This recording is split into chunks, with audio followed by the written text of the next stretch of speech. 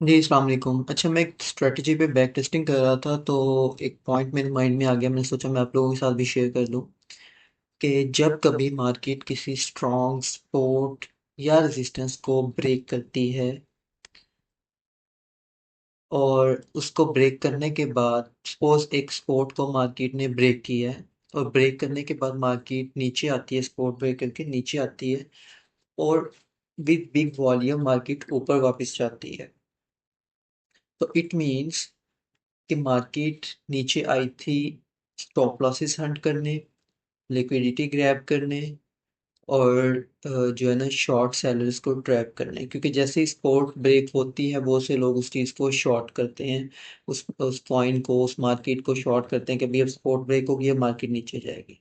अगर तो market with heavy volume, heavy buying pressure market वापस ऊपर चली जाए, स्पोर्ट से ऊपर चली जाए, तो इट मीन्स कि मार्केट आई थी लिक्विडिटी ग्रैब करने।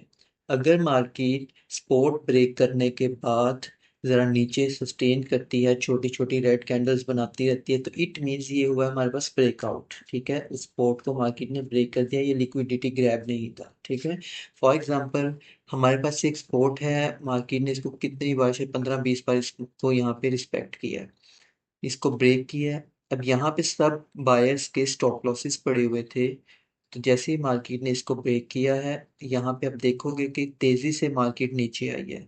अब मार्केट तेजी से नीचे क्यों आते हैं, ये भी एक कॉन्सेप्ट में साथ साथ क्लियर करता जाऊँ कि जब भी आप देखोगे कुछ सपोर्ट या रेजिस्टेंस ब्रेक होती है ना, वो बड़ी तेजी से होती है। उसकी वजह ये होती है कि उसके नीचे यहाँ पे सपोज अगर हम इस केस में बात करें, ये हमारे पास एक सपोर्ट है, इस सपोर्ट के नीचे सब बायर्स के स्टॉप लॉसेस पड़ेंगे।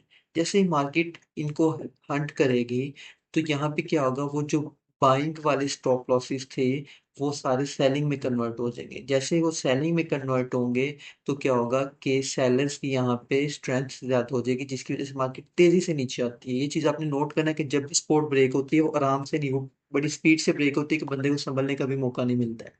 उसकी वजह ये है कि जितने भी बाइंग ऑर्डर्स होते हैं वो सारे सेलर्स में, सेलिंग ऑर्डर्स में कन्वर्ट हो जाते हैं, जिसकी वजह से सेलर्स का प्रेशर बढ़ जाता है।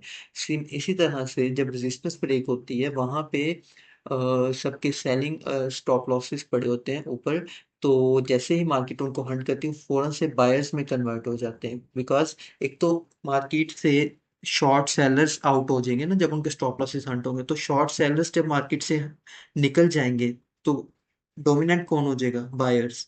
तो जब बायर्स डोमिनेंट होंगे तो मार्केट तेजी से ऊपर जाएगी, प्लस उनके स्टॉप लॉसेस भी हंट हो रहे हैं, वो स्टॉप लॉसेस हंट होके वो वॉल्यूम, वो पैसा कहाँ पे आएगा, वो मार्केट के अंदर आएगा।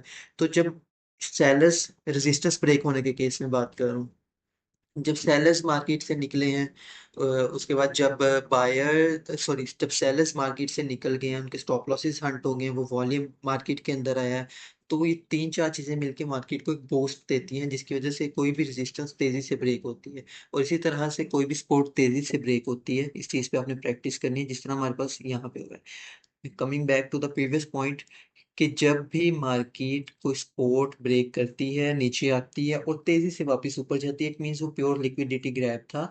क्योंकि इस हर एक पॉइंट के नीचे, हर जो है ना लो के नीचे यहाँ पे लिक्विडिटी पड़ी हुई है, तो मार्केट ने उसको सारी को स्वीप किया है और वापस मार्केट ने अपनी डायरेक्शन कंटिन्यू रखी है। ठीक है, इस तरह के केस में जब भी सपोर्ट ब्रेक होती है, मार्केट वापस ऊपर जाती है, ऊपर जाने के बाद लाइक स्पोर्ट से दोबारा ऊपर चल जाए, तो इट मीन्स मार्केट ने अपनी डायरेक्शन अपवर्ड ही कंटिन्यू रखनी है। ठीक है, इस चीज़ की आप प्रैक्टिस कीजिएगा, आप मजीद एग्जांपल्स सामने आएंगी।